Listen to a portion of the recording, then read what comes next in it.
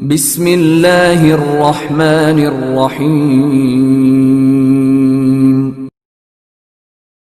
صلی اللہ علی محمد صلی اللہ علیہ وسلم. عن عبد الله بن عباس رضی اللہ عنہما يقول سمعت رسول الله صلی اللہ علیہ وسلم يقول لو كان لابن آدم واديان من مال لابتغى ثالثا ولا يملأ جوف ابن آدم إلا التراب ويتوب الله على من تاب. رواہ البخاری، حدیث نمبر 6436. حضرت عبداللہ بن عباس رضی اللہ تعالی عنہما روایت کرتے ہیں کہ میں نے نبی پاک صلی اللہ علیہ وسلم کو ارشاد فرماتے ہوئے سنا کہ اگر آدم کی اولاد کے پاس 2 وادیاں مال و دولت سے بھری ہوئی ہوں، پھر بھی وہ چاہے گا کہ اس پر تیسری کا اور اضافہ ہو جائے، اور ابن آدم کا پیٹ تو صرف قبر کی مٹی ہی بھرے گی. قابل احترام دینی اسلامی بھائی اور بہنوں، یہ حدیث ان لوگوں کے لیے خاص طور پر قابل غور ہے جو دنیا کے مال و دولت کی حرص و طلب میں دیوانہ وار سرگرداں ہیں، جبکہ حقیقت یہ ہے کہ یہ دنیا فانی ہے، اس کے ساز و سامان ختم ہونے والے ہیں، اور مال کو بھی انسان کے لیے انہی میں سے فتنہ قرار دیا گیا ہے. پھر بھی مال کے تعلق سے انسان کی حرص و ہوس کا یہ عالم ہے کہ اس کی زیادتی کی چاہت انسان کو زندگی کی آخری سانس تک آخرت سے مشغول رکھتی ہے. اور یہ مال و دولت کے حرص و ہوس ہی کا نتیجہ ہے کہ انسان بوڑھا بھی ہو جائے، اس کے اعضاء لاغر و کمزور ہی کیوں نہ ہو جائیں، پھر بھی مال و دولت کی حرص جوان رہتی ہے. جیسا کہ پیارے رسول صلی اللہ علیہ وسلم نے صحیح مسلم کی ایک روایت حدیث نمبر 2412 میں ارشاد فرمایا کہ آدم کا بیٹا بوڑھا بھی ہو جائے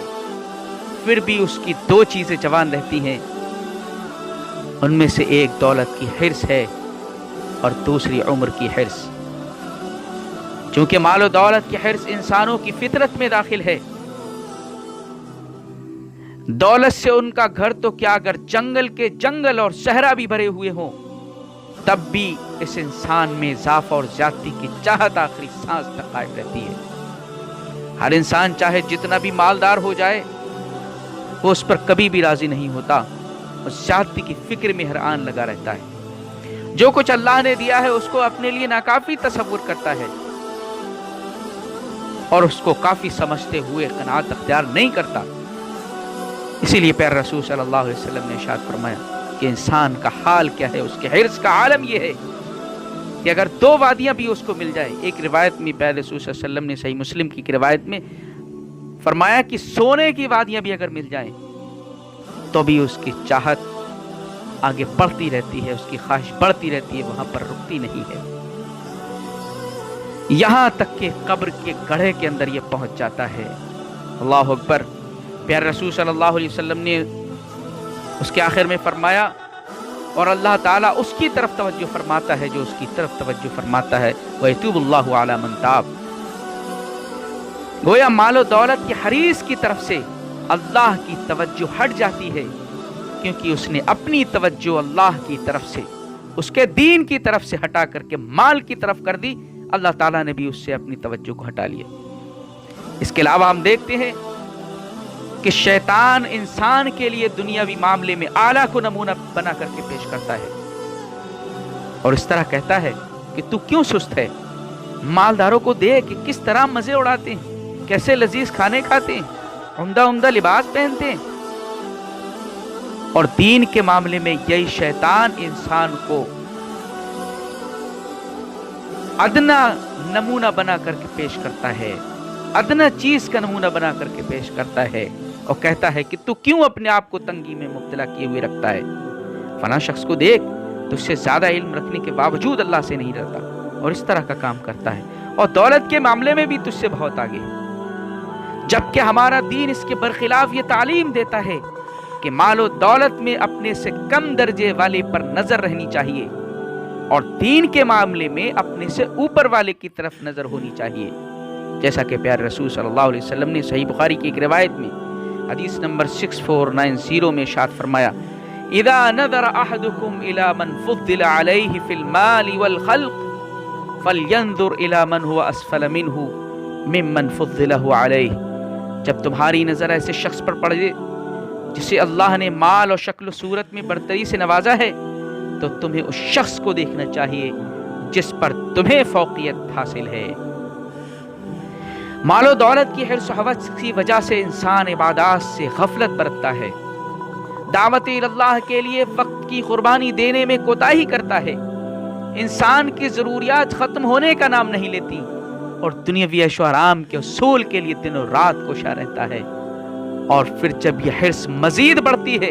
تو ایسا انسان اس بات کی بھی پرواہ نہیں کرتا کہ یہ مال حلال طریقے سے آ رہا ہے یا حرام و ناجائز طریقوں سے حاصل کیا جا رہا ہے،